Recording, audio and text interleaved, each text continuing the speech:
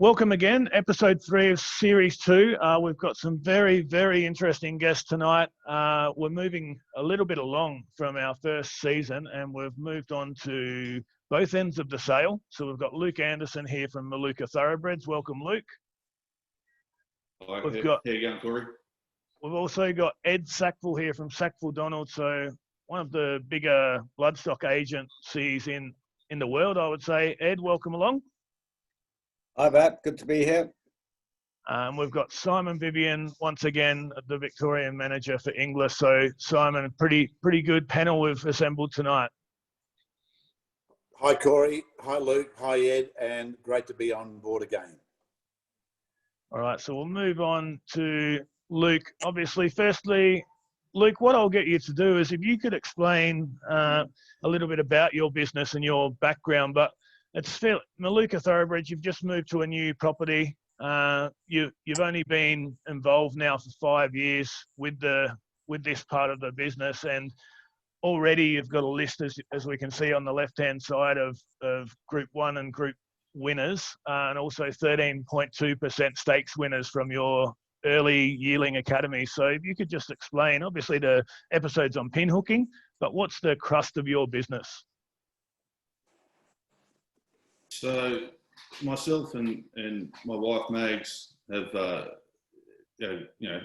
lot of experience in the industry, working on studs for the past 30 years, and fortunately my wife was Yearling manager at Cambridge Stud for 10 years, where we was able to get a great grounding in raising young stock and taking them through to the Yearling sales.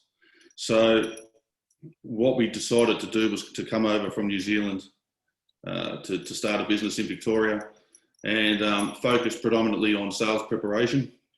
And so we came over and started 5 years ago, and had some great support with clients from both New Zealand and new clients in Australia, and has been a great journey. Yeah, and you obviously do a fair bit of pinhooking. I noticed that you bought 3 foals at the Yearling sale, which we're actually doing our the Australian Yearling sale, Weanling sale in Sydney, and then looking to sell those at a future Yearling sale. So you have a fairly good relationship also with Inglis and those guys, and seem to be getting in the top end of the sales and having some success. If you could sort of run us through some of the success that you've had in pinhooks so far. Yeah, so we focus our sales on the Melbourne Premier sale, Inglis Melbourne Premier.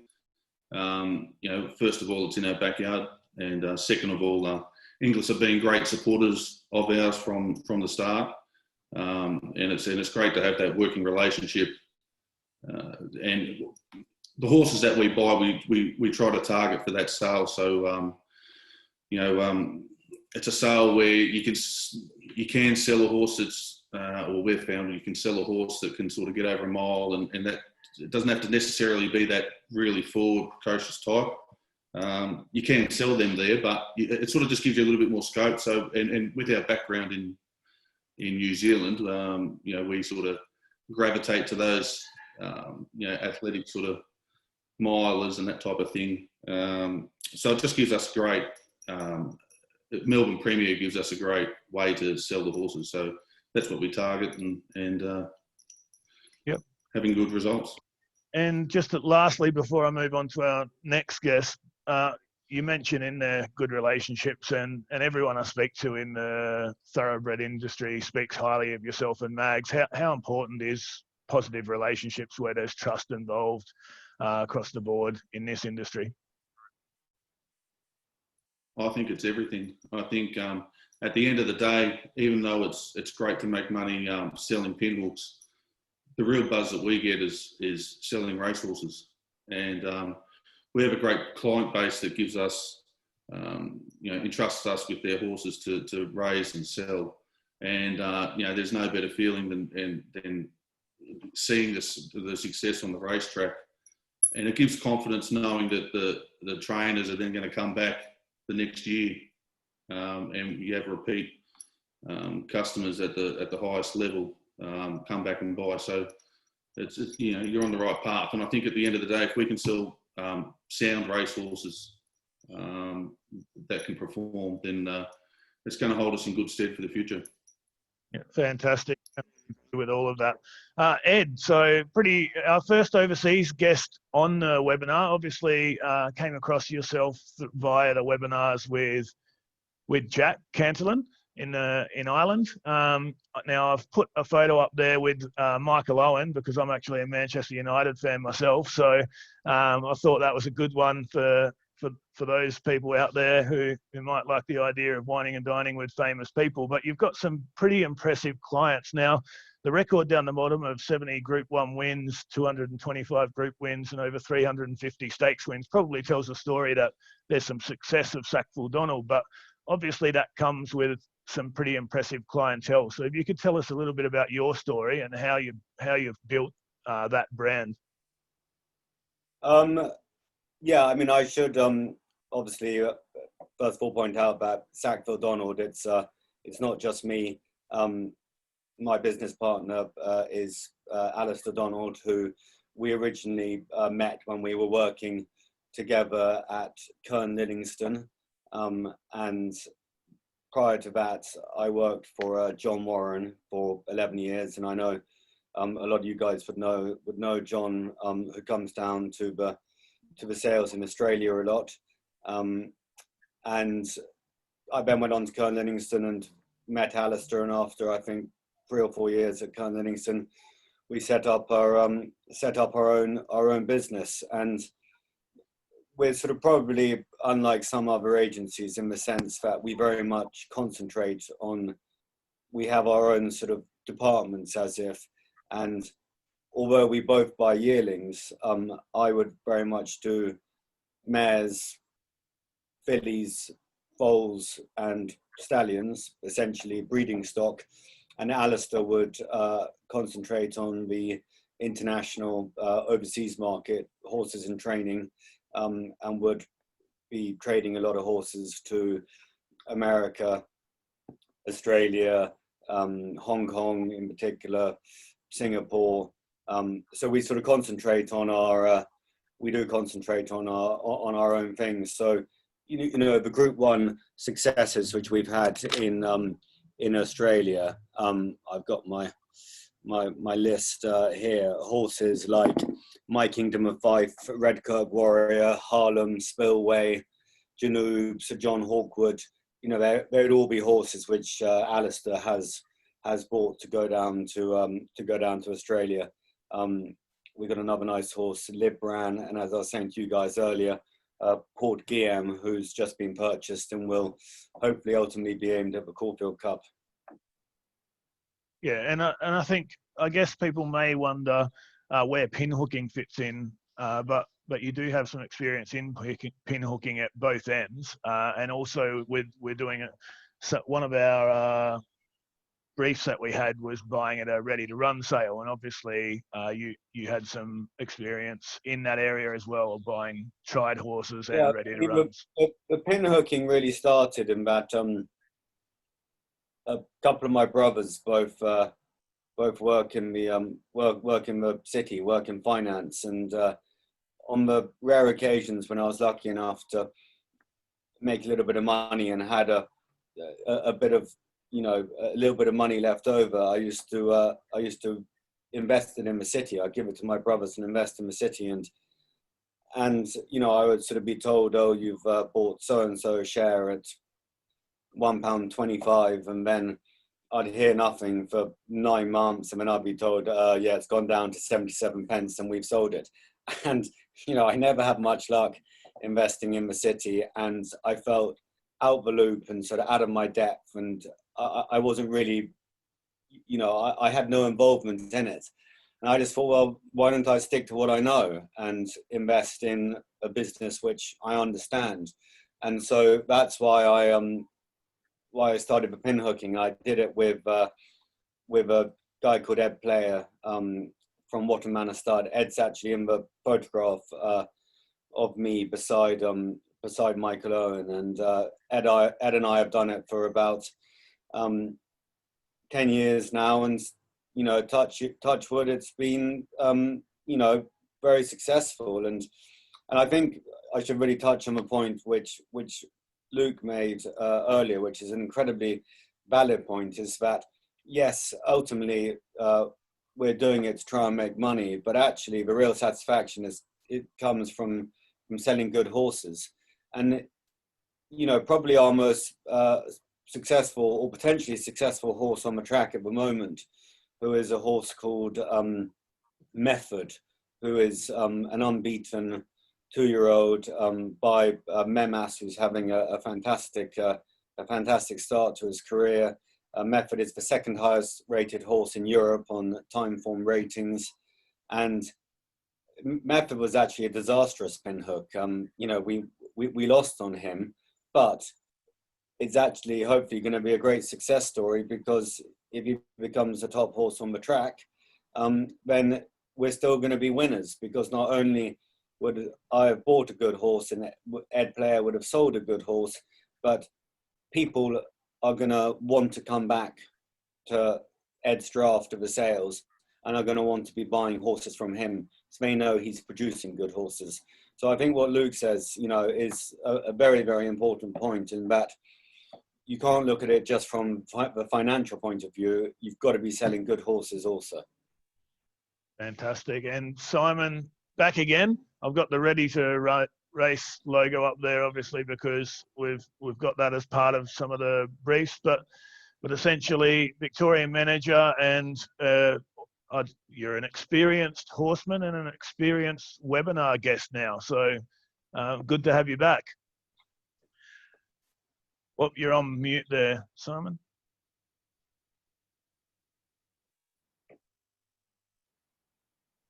Hold on, still muted, I think. If you just click.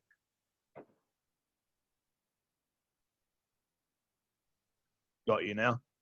Sorry, mate. I actually hadn't muted myself. I just assumed that you'd done that, which I can't blame you for. That's and I believe you've been out inspecting yearlings today, all day. So anything interesting out there that may be a pinhook of the future? Corey, today, the last 2 days we've done the broader Geelong area, and some of the yearlings that I've seen in the last 2 days are some of the best yearlings I've actually had the pleasure of seeing for our forthcoming yearling sales that I've seen for probably a long, long time. So I think looking towards 2021, there is not only some outstanding pinhook opportunities, but more importantly, some outstanding racing prospects as well. So that's been a really successful day, a couple of days actually, and I'm delighted to be able to report that. And I'll ask you this question, I guess, what is pinhooking? I've got the definition there, but essentially horse trading, is that how you would explain it? Look, pinhooking basically is where an individual is buying a horse at a certain stage to on-sell not long afterwards. So we have a pinhooking situation where a lot of people will pinhook a foal or a weanling to resell as a yearling. We have a lot of people who might pinhook a yearling to resell into a ready-to-race sale, or we may have people that pinhook into a ready-to-race sale and ultimately to be able to sell to a Southeast Asian racing market. So pinhooking is actually almost probably in a broad term is buying with the intent of on-selling to another market, to a separate sort of market. Yep, fantastic, and that matches. Obviously, I've got that definition there straight from Google. So I'll come back to you now, Luke. What's the difference in inspecting a weanling comparatively to inspecting a yearling? Well, the biggest thing is the maturity and the size of them. Normally, inspecting a weanling, you've sort of got to use your imagination a little bit more with regards to how they're going to develop into the future. And, you know, fortunate for us, like I was saying before, with my wife Mags being a yearling manager at Cambridge Stud for a decade, she got to see some of the greatest horse flesh in the Southern Hemisphere and raise them. And, you know, so essentially that pinhooking period for us from that weanling, from when they were weanling to the yearling sale, she was essentially groomed into that role for a 10-year period there, looking at 100 plus or caring for 100 plus weanlings each year. So it's a lot of data, and it's a lot of horses that she was exposed to and seeing the development and the growth of them. So that put her in great stead to see how horses develop in that time frame, which is such a massive period in their life, because it's, you know, probably in human terms, it's probably as like saying you know, an 8-year-old kid to a 16, 17-year-old kid in that short period of time. That's the sort of time difference it is for horses. So but, you know, as if you put it into human use, so it's very to be able to see the difference and spot the difference and look at them, how they mature. It's a big factor in being able to make the right choices when you're purchasing weanlings. Yeah, and I guess another question is, you hear a lot of people speak about X-rays and vetting and all of those types of things at yearling sales. Firstly, is that done as readily in weanling sales? And secondly, I've heard that horses sometimes can correct themselves over time, so things potentially at a weanling that are not quite right become right by the time they become yearlings. Is there any truth in that? Am I on the right track there, or is that just myth? No, it depends on what the scenario is. You know, you've got to individually assess the X-rays for a horse. So for instance, if you wanted to buy a colt that you're looking to trade, and you know, in that sense, you don't really want to have any blemishes on X-ray. Otherwise, you diminish your chances later on of selling them for a good price, because in particular the you know, both syndicators and also in particular the Asian market are really stringent on having clean X-rays, or pretty clean X-rays anyway. But one area that we don't mind is sort of taking a risk on a filly that might have an issue that is, it's a notable issue, and you might have to do a minor surgery, but it's not really going to affect their racing credentials. And if they've got a bit of pedigree on their dam side and they're going to be a future broodmare, those sort of horses I don't particularly mind, or we don't particularly mind buying those ones. For instance, last year we bought a Kermadec filly that, you know, she was a half sister to she was out of a Group 1 winner. We bought her, and she had an issue in a stifle that we had to do surgery and correct it. So we got her for 50 grand, and then we ended up selling her for 170 at the yearling sales after we dealt with the issue. Yep, makes sense. And I guess, are there some things, yeah, you've sort of answered that there are some things that you'd forgive more easily than others. Simon, a question for yourself. What trait do all successful pinhookers have? An understanding of the market as much as anything else, Corey. If you're going to be buying something in, for example, in Australia, we would be buying a weanling in May or June, and we're going to be selling them in March or April, February, March or April of the following year. You've got to firstly have a pretty good understanding of where your market is going to be heading, and you've got to also be able to foresee how a horse is going to be able to present. We have to know the two most important things when it gets to a yearling sale, if we're talking yearlings especially, is firstly the physical development of the horse, the cleanness of X-rays, the quality of a scope, and also whether the stallion, the sire of that respective file, is going to be, for lack of a better term, fruit in season or fruit out of season. And if they happen to be fruit in season, then you've backed yourself a winner. So it's being very aware of a lot of things. It doesn't sound like a big window, 9 months of carrying a certain risk, but you can get it very right or very wrong by the way you approach things when you buy that pinhook weanling. Yeah, and Ed, I think things are done differently, obviously, in different continents. And in the webinar I watched with yourself, there was Philip Stauffenberg from Germany who X-rayed and vetted every single weanling. But in that discussion, you had a different view on weanlings, especially. Yeah, I mean, the first thing I'd say is in response to Simon's answer on what is the trait which all pinhookers have. I think there's really one very simple answer to that. I think the one trait which all pinhookers have, or successful pinhookers have, is a large pair of testicles. You know, I think you've got to have, you know, you've got to be brave, and you've got to go in there and be prepared that some days you're going to have a filly like Luke's, which is going to go from 50 to 170, and there's other days when you're going to go, it's going to go, you know, very much downhill. So you have to be brave and ballsy, and, you know, prepared to take the good times with the bad times, you know. And I very much feel that, I mean, I don't know how many, I'd be interested to know how many Luke would buy a year, but I very much, you know, if someone was coming into the business fresh and said they wanted to buy one Weanling for 50 grand, the first thing I would do is tell them to buy two for 25 grand each. Or if they were going to buy two for 100, I'd rather buy three for, you know, 40, and 20. I think it's a numbers game. And you can't put all of your eggs into one basket. With regard to the vetting aspect, I don't think I've ever vetted a weanling in my life, ever. I, rightly or wrongly, but I sort of specialize in the horses, you know, under 100 grand, you know, in the sort of 20 to 80 bracket, let's say. And that's pounds, of course.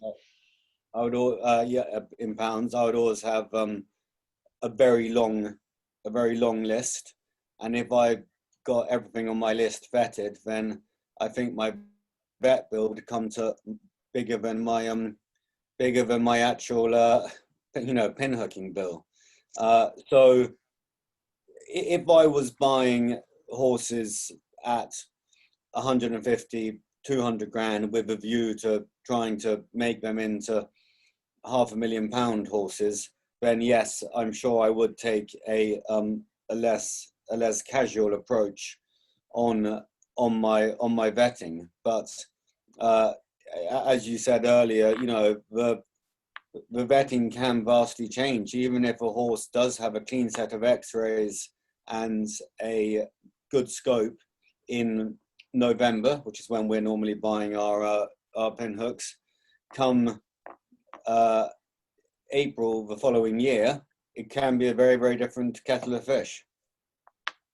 Yep. And Luke, back to you, because we'll get on to the Weanling to Yearling pinhook here. And because you're doing one, what we might do now is sort of create the scenario where you're going to buy a Weanling, take it to the sale, and Ed would act then on purchasing a Yearling at the other end.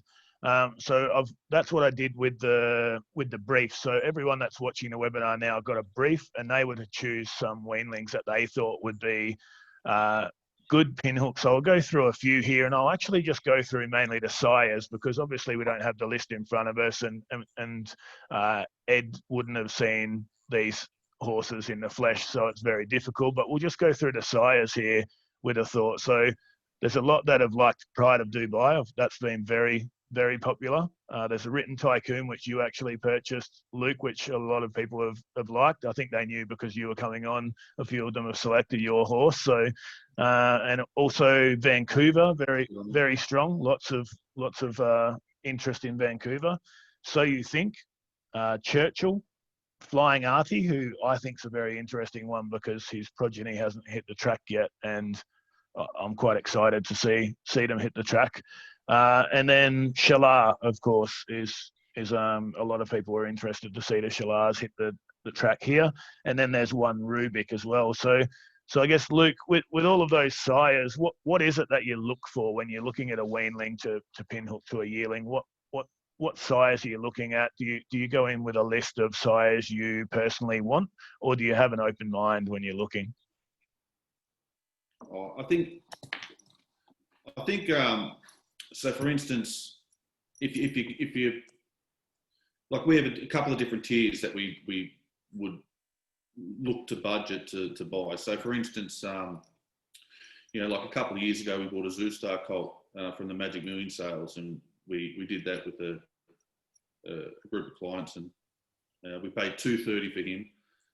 Zoostar then, a couple of months later, trifected the Coolmore Group 1, and then we sold him for $500,000 to Orbis. So for that sort of standard, we're looking at a high-profile stallion that's got good runners coming up in the next 6 months that you're really banking on them succeeding, which they fortunately did. For instance, this year with the horses that you were just talking about, the stallions that you selected, we actually bought, we bought a Written Tycoon. Well, he had a couple of, conformationally, he was not quite right, not quite there at that stage. So we picked up him for $25,000. He's a little bit of a project horse for us to see if we can improve him and just as he develops over time, and to see how he goes. But he was out of an Exceed mare, fast family, by the right stallion, clean colt on X-ray. At that sort of price, having a punt on him at 25's worth the punt. We bought a Prodigy Buy colt, lovely colt, beautiful mover. Really happy with him. 3 days after we bought him, Bella Nepotina came out and won a stakes race at Caulfield to kick off his second season in great fashion, and he's got a big list of stakes runners running on Saturday in Sydney. So, he was a stallion that we liked what we'd seen, even though he was first season sire. It looked like he probably had a little bit more potential to kick on again. They looked like they were probably going to be horses that would carry on as 3-year-olds. We've also bought a Vancouver, a little bit similar to Prodigy Bob. We thought that he had a bit of scope to go forward. He had some nice stakes-placed horses as 2-year-olds, and there's enough coming through to suggest that he's going to continue to kick goals coming into his second season.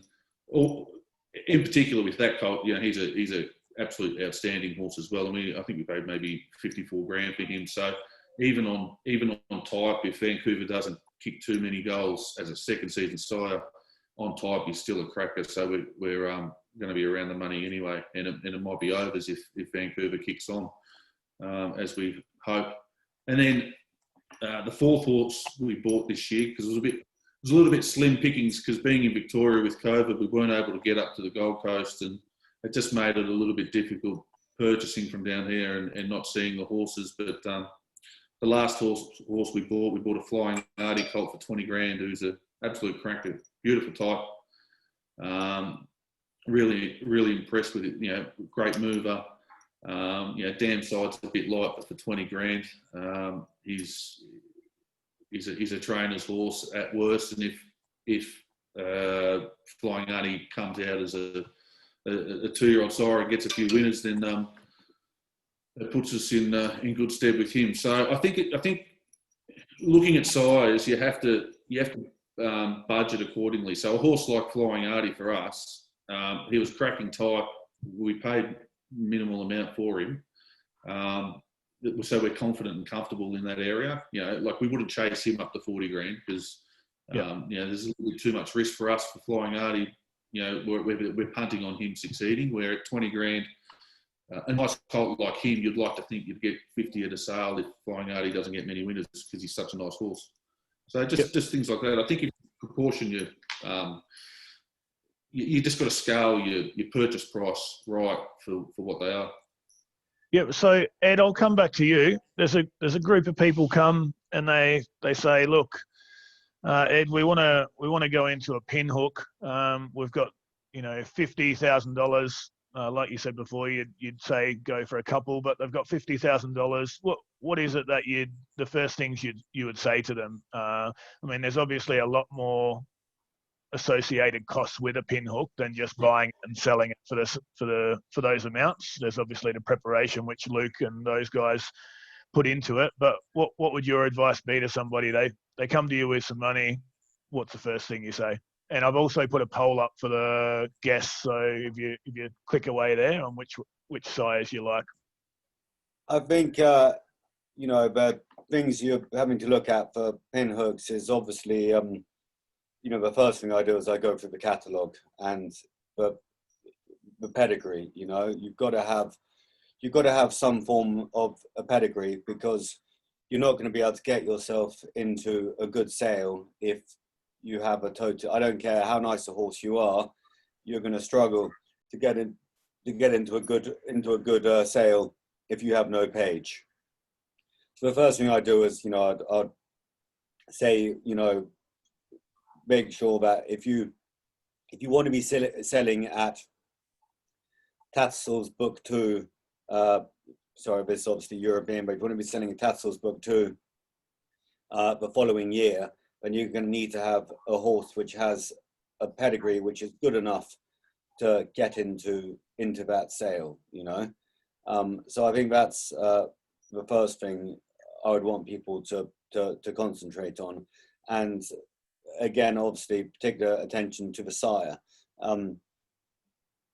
Buying a first season sire or a horse with his first season runners, yeah, it can go one way or the other. And there's times when it's worked out massively in our favor, and there's times when you know, we've taken a gamble on a first season sire and it's been an absolute disaster.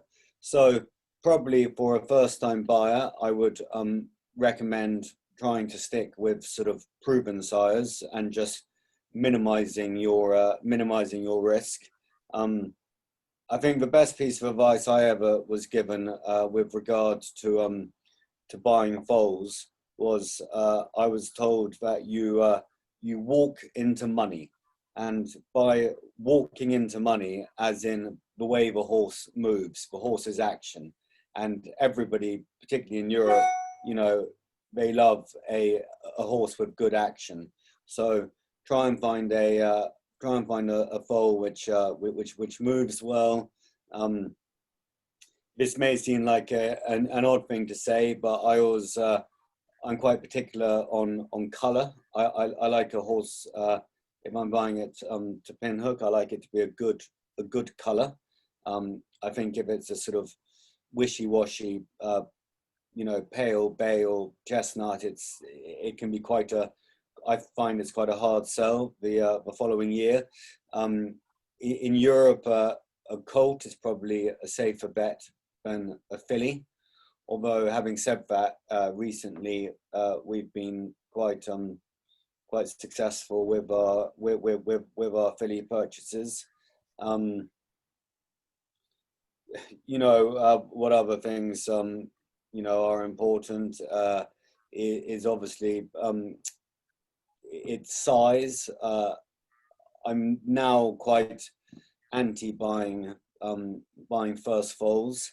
I've now found that buying a first foal, often they don't develop as well as a second, third, fourth, fifth foal, and they can remain quite set looking. So they are all kind of things I would take into account. Yeah, and I guess Simon, just one last one for yourself. So you think has actually won the poll there. So I'll share those results.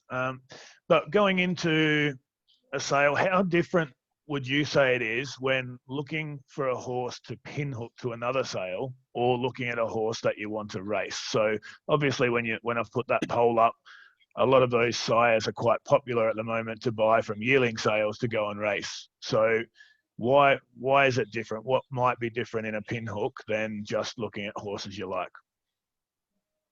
Well, I suppose, Corey, as much as anything else, the difference is about the one is about the commercial return. So you look at a certain stadium, for example, and say, okay, I don't really care whether these can run, because if you're playing with a first or possibly a second season sire, the market may well respond positively to that stallion.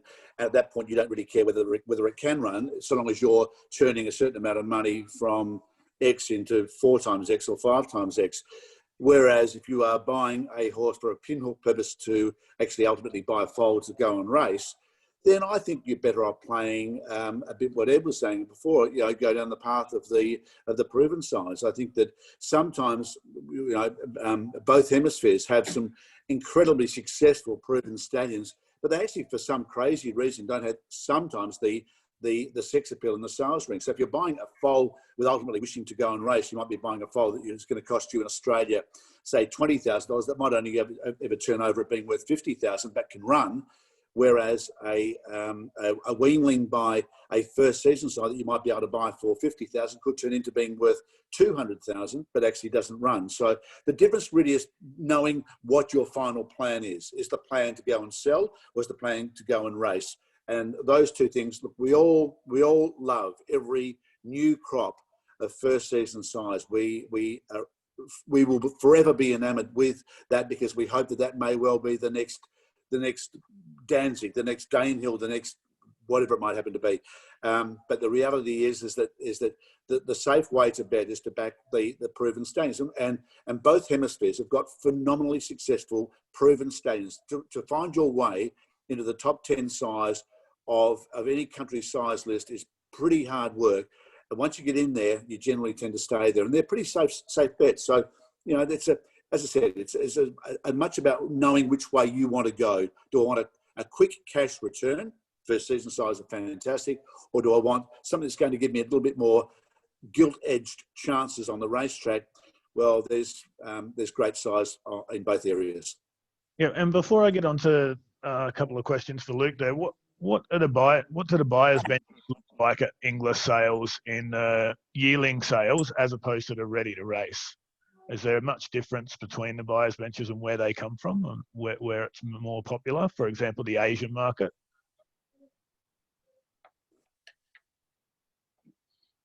You there, Simon? Oh, sorry, mate. Was that to me? That was for you, yeah. Sorry, say again, please. Just the difference in buyers benches at Inglis sales, whether it's a Yearling sale like the Inglis Premier, or the ready to run, and which one has a bigger presence from outside of potentially Australia or Melbourne? Oh, look, both of them are vitally important, Corey. The Yearling market has been an incredibly successful market for horses coming out of Australia into Southeast Asia, and certainly out of Melbourne into Southeast Asia has been outstanding. But similarly, we work very hard on marketing ready-to-run horses into those markets. Look, they're in their own way, they're a similar group of people. The reality is that you've got some people that are prepared to take that little bit of time, leave them in Australia, have them broken in, test them, see how they go, and then export them to either Hong Kong or to Singapore. Or you have other people that are in those various racing jurisdictions that want to buy at a ready-to-run sale and almost have a ready-made racehorse. There's just a difference. They're a different buying bench to some degree, and at other times they do cross over. Yep, and Luke, obviously you prepare horses for others as well. So when your draft goes to a sale, it's not just the horses owned by yourselves. How does that come about? Where do most of your, I guess, horse owners come from? Well, initially with our heritage in New Zealand, we got a lot of New Zealand clients that came over with us to specifically target Melbourne Premier. Since then, I think with the results, we've been able to acquire different clients each year, and the list just sort of keeps growing, which is great. And a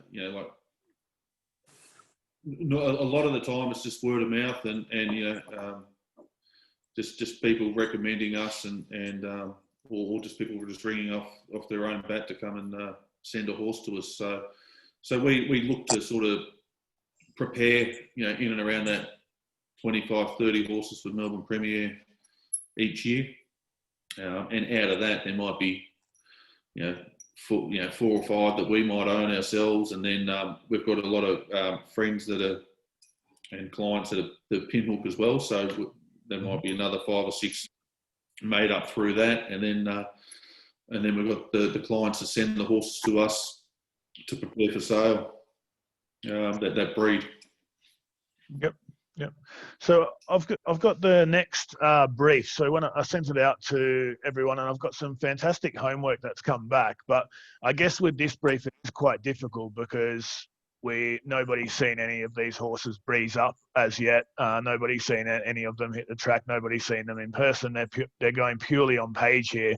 But considering we're thinking of a pinhook, and I'll go back to Ed for this one. What is it that if you're looking at buying a yearling and you're looking to pinhook it, the question that most people would ask that don't understand the industry would be, why would you want to pinhook that horse if it's going to be a good horse when you could just keep it to race?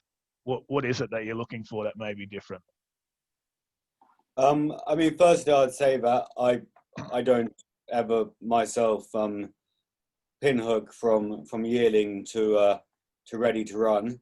If I ever do have a horse in a ready to run sale, it's unintentional in the sense that I bought it as a foal and I failed to sell it as a yearling, and so I've still got it. So and if I end up with one in training, it's even more unintentional.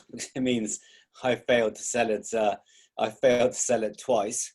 So as I say, I don't buy horses to go to ready to run sales, and I strongly feel that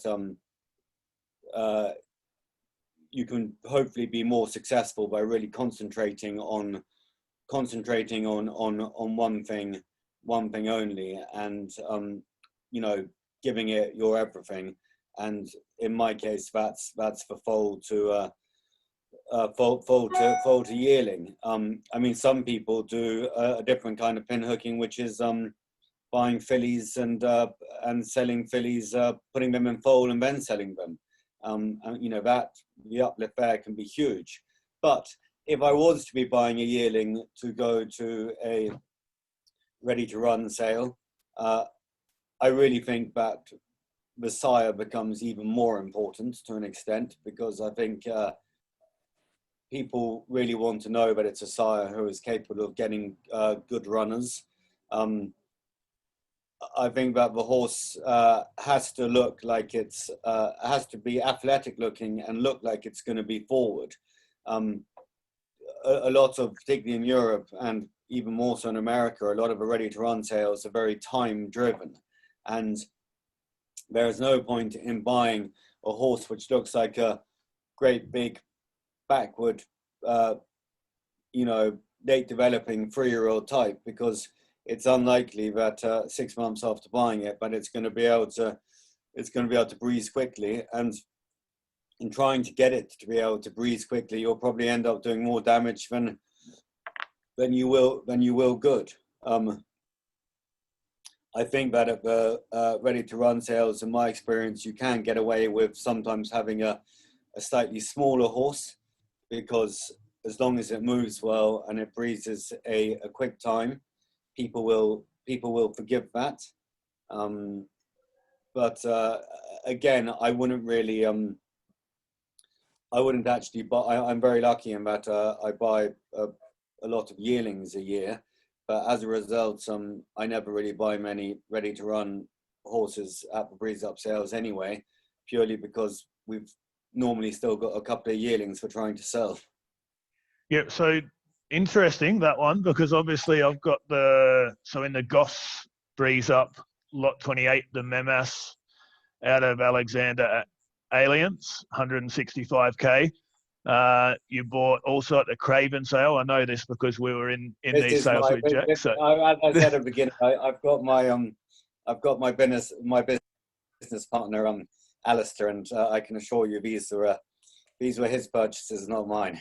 Yeah, and so I guess that from the other side of it is, and I might go to Simon for this one.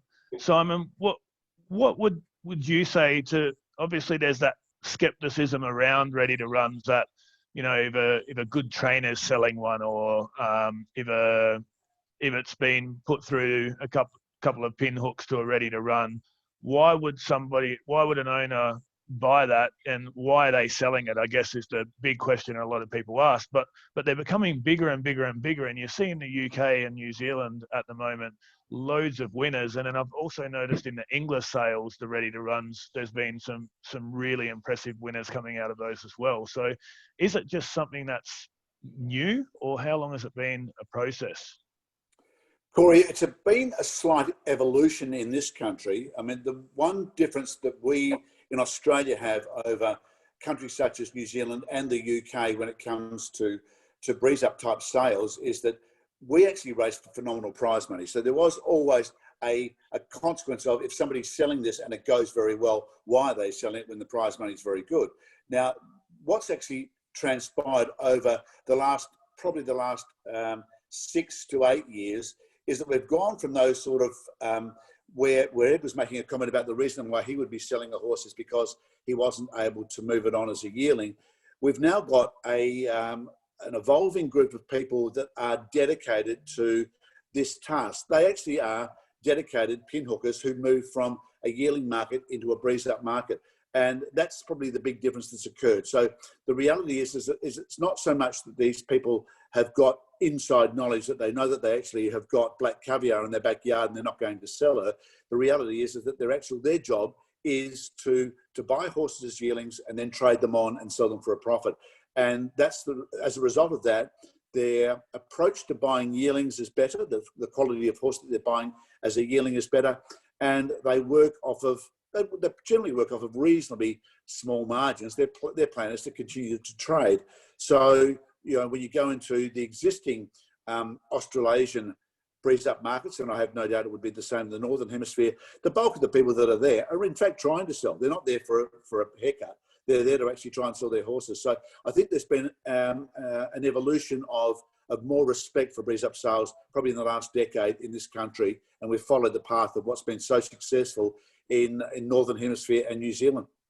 Yeah, and I've noticed that the people that have put in their homework, there's some really impressive homework here, but some similar sires, so the Flying Artie, Winning Rupert, Sebring, some of those sort of young sires which were, well, not so much anymore Sebring, but Flying Artie, for example, and Astern, no runners hitting the tracks as yet for them, but they've been quite popular. And I guess, is that a bit of a theory that they buy them and they want to sell them and are ready to run for similar reasons that they would pinhook Weanling to yearling, is that if their crop hits the ground running in the next few months before that sale, then obviously the value goes up? Is that something they'd be banking on? The bulk of these breeze up sales in the Southern Hemisphere take place either before or very, very early in the 2-year-old season. So, our 2-year-olds racing starts in October and November, and of course these sales take place at the same time. So I don't think that anybody would necessarily have formed rock solid opinions on any of the first season size. I would say it comes back down to maybe the appeal of the stallion himself, possibly the stables that they've gone into. If you sit back and you look at, and I won't pick a certain stallion, but if you see a first season sire, and he might have found 8 or 10 of them have gone into one high quality stable, another 5 have gone to another one. Maybe that's a bit of an indicator that they're popular, but I don't think there's any great link between the two. I think still it comes back so much to what the other boys have said throughout the evening, and that comes down to a stallion that is quite commercial for whatever reason. He may just be young and exciting, he may be proven, and also the way that a horse can actually move, the conformation and the movement of the horse.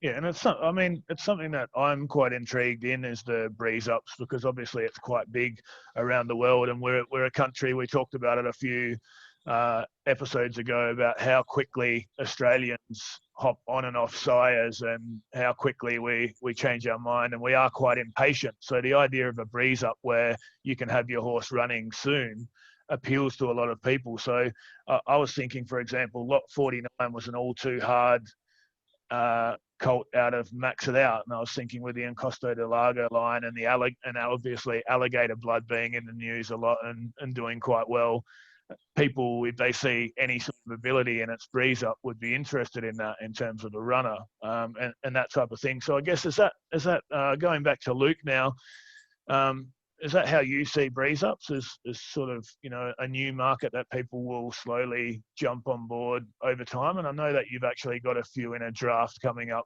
Also, you've been asked to prepare something else.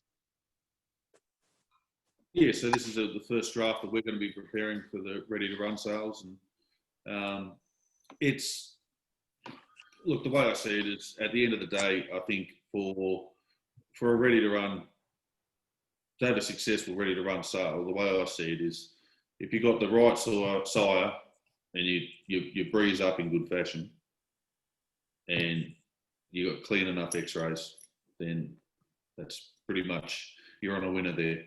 I think it's less focused on dam side and that type of thing with breeze ups. I think it comes down to the purchaser pretty much sees it as an opportunity to buy a stallion that looks like it can run. It's as simple as that. I don't think there's much to it there. Yep. All right, and we've finished the poll there. So Zoostar has won that, which, I mean, like you guys were saying before, it's pretty popular sire and it's doing the job on the ground here at the moment. And then Vancouver in second place. So I've got a feeling my father-in-law might have done all the voting there, because two sires he absolutely loves. So I'll stop sharing that. I'll move on to the next bit. So for you, Luke, and also Simon, to comment on this, but G-Tra has taken the Inglis slot in the 2020 Everest. So, Luke, it must be a massive thrill for you with such a young farm to be able to get a runner in maybe the showcase event in Australia, or one of the showcase events. It's so exciting. It's a great story. You know, the horse was a pinhook himself, and John and Mark Corcoran in New Zealand bought the horse and took it back to New Zealand and raised it there, and then gave it to us, you know, to prepare for the premier sale.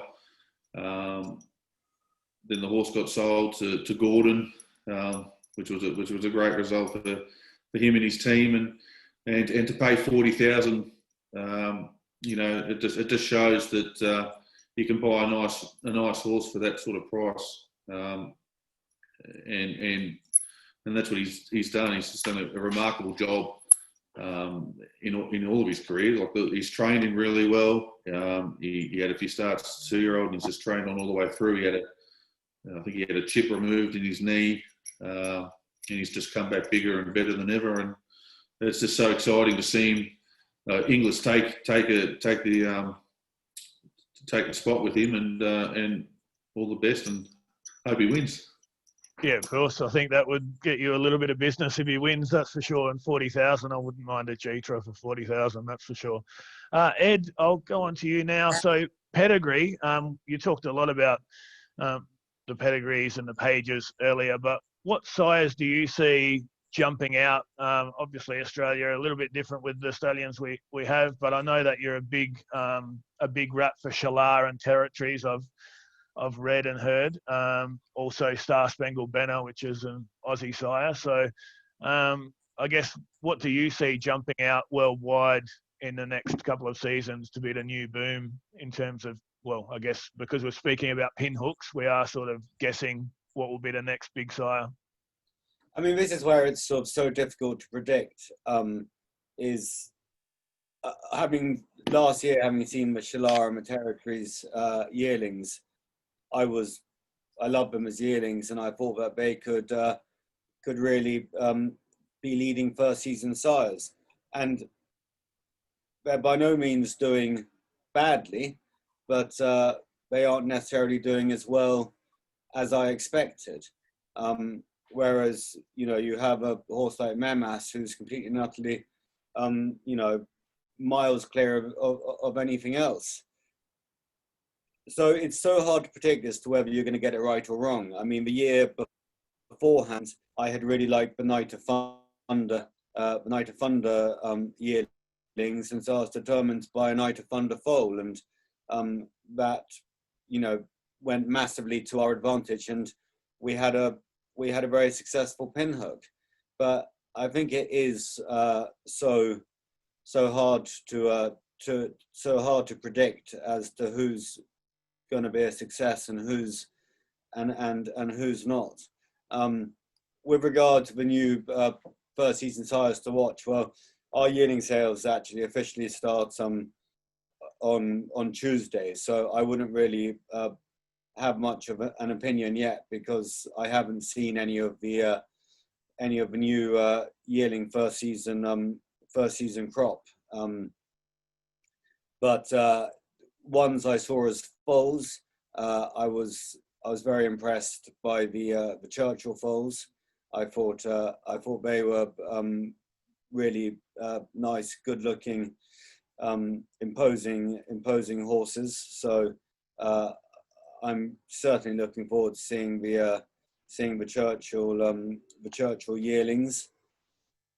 And I'm just trying to think of which other ones there are with first season yearlings. There's going to be a claim. I mean, I've just launched a poll there with the Aussie first season. Interesting to see them. So yeah, there's going to be plenty out there. I've just launched a poll there, and I've realised I've left Churchill off, which I'm interested to see Churchill hit the sales as well. But I've just launched a poll there for everyone. So I've got the new 2020 sires. Which ones interest you?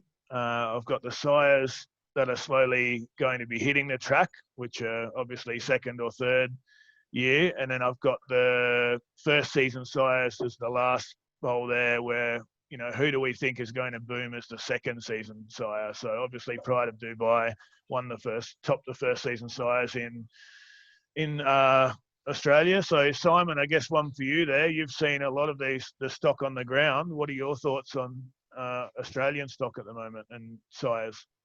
Look, I think we've got some very exciting first season sires coming through. I mean, the list you've got there on the screen at the moment, Corey, are horses that are obviously going to stud for the first time in 2020. So we haven't actually, they haven't actually covered a mare yet, so we haven't seen any of their foals. But I'm a bit with Ed. I think that I've seen a couple of outstanding Churchills.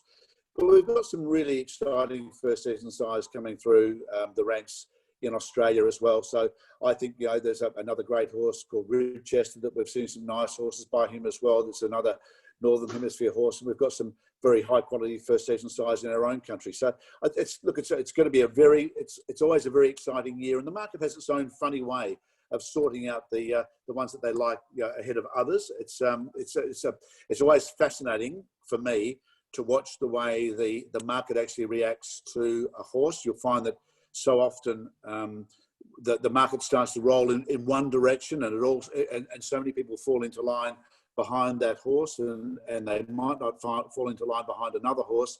And we've got a horse down here in Victoria called Highland Real, for example. Now, I like the horse a lot. He was a phenomenal racehorse, but I can tell you now that having seen some of his now yearlings that are going to go through our sales next year for the first time, they're some outstanding individuals. So, you can have one set of opinions, and then when you start to see the foals on the ground, you can either have them galvanised or slightly become disappointed. But he's an example for me of a stallion that is leaving an outstanding product on the ground. And there's so many others that are in that same category.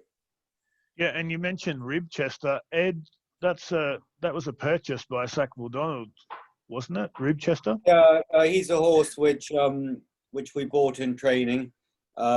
We bought him. We bought him, after he had run, and he was purchased for Godolphin, and obviously went on to do incredibly well. It's a horse which Alistair would have seen him win his maiden, and spoken to the team at Godolphin, and they wanted to buy him, and so it'll be interesting to see how he gets on with his progeny. Obviously, he's a son of Ifraj, and there's been a huge amount of press at the moment with Roger's stallion son Wootton Bassett. So it'll be an interesting one to see how he gets on. Certainly, and we actually, I'll move on to the next screen there. So next week we actually have James Price from Woodside Park, and we have Henry Field from Newgate who are on here and speaking about standing a stallion. So that's why this is a great lead-in for that. But just to wrap up, Luke, what's and for I would assume, I'm not sure until I look at the numbers and where they all came from, but I imagine most people would be Victorian based on our previous webinars. For somebody looking to get involved in pinhooking, what would be the process? So I know I've spoken to you about the opportunities in the future to get a group together and come to you and do a pinhook. What's involved in doing that for the average person who may not have the same skill set that you guys have? I think that the most crucial part is to get sound advice. So you need to know, so you've got to work out what you're going to spend individually, and then if you're doing it in a group, you've got to know how much you've got to spend. I think Ed touched on before, safety in numbers is a real, especially starting out, is a real crucial thing, because it's not always going to go to plan. There's always mishaps, or not always, but there's sometimes mishaps. There's sometimes setbacks, and I think if you have safety in numbers, that's a great way to get around that. So I think starting out, you've got to get yourself a good team, a team you can trust, and look at it as, instead of just buying, a bigger percentage in one or two horses. If you can, you better find possibly a smaller percentage in multiple horses, and it just gives you more chance to cover any mishaps, but also have greater success. Yep, and I've just tallied the votes. I'll end the polling there. So interestingly enough, and Simon, I'll cross to you for this bit. Yes is who everybody is most excited about seeing going and covering, and obviously Castelvecchio, that will be their first season at stud this year, so people are interested in seeing what they can produce. We've got the Autumn Sun, who they're looking for his progeny to hit the racetrack, and then the big second season boom, which Luke will be extremely pleased about if this comes true, is people are predicting Vancouver or Pride of Dubai. So either way there, and Luke will be very happy going into the yearling sales next year. But Simon, what are your thoughts, I guess, to wrap up overall on what everyone said? Being at both ends of the sale, you're there dropping the hammer, you see all of these vendors coming in, you see the buyers coming in. What would you say to wrap up on pinhooking?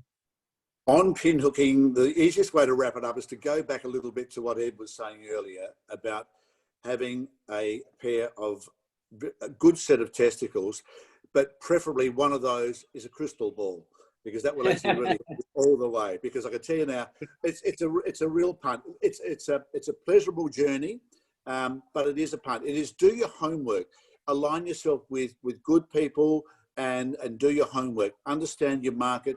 Know where your final consumer is going to be. That's so essential. So many people that buy horses in this industry in a pinhook circumstance do it from an emotional or an emotive position and don't spend enough time actually thinking about the final consumer. So always be mindful of, if I'm buying a weanling, I'm going to sell it as a yearling, who are going to be my biggest group of buyers, and they're probably going to be your traders. The day you buy, the day you sell. Always. Sorry? I'm just saying, the day you buy is the day you sell.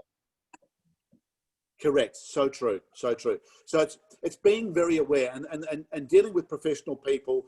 It is a punt, but quite frankly, control what you can control, and you will find that you will reduce your risks dramatically by consulting good bloodstock agents, buying good bloodlines, using good preparers, selling through good sales companies. That sort of thing is always very much a great way to go. So do your homework and ask questions. There's a lot to learn in this business.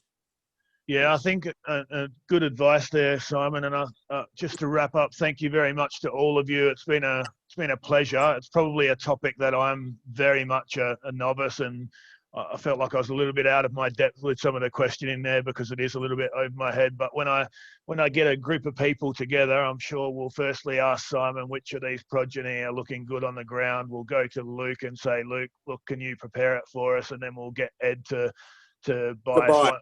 To buy us one at the sale, and then we should be pretty right then across the board. So thanks very much. I know Ed over there, it's 10 a.m. or 11 a.m. now, so I guess Alistair probably wants you to get back to work. So thanks very much. I'm delighted you've got Henry Field on your on next week's webinar, because Henry and I lived together for 2 years when we were on the Godolphin Flying Start program, which was 11 years ago. Yeah. So I know Henry very well, and we used to have a great time, and he's really has gone on to be a tremendous success, you know. He definitely has, and we had Matt Kamani was on last week actually, and he tells me that you guys were old. He said very old friends, to quote him. So I've known him all my life. So no, great, another great guy. And I mean, listen, Matt's dad was, you know, one of the greatest trainers Europe has ever seen, and you know, Matt would have had a hell of an education, and I'm sure that you know, Matt will also go on to be the same kind of success, and hopefully an even bigger success. Yeah, and so we thank you a lot. Fantastic. And Luke, finally, thanks to yourself. I know that you were probably just as nervous coming into this. I know you're much more comfortable in preparing the yearlings and getting them to the sales and that type of thing. But I can assure you that your knowledge has been fantastic for us to listen to. So thanks very much for giving us your time.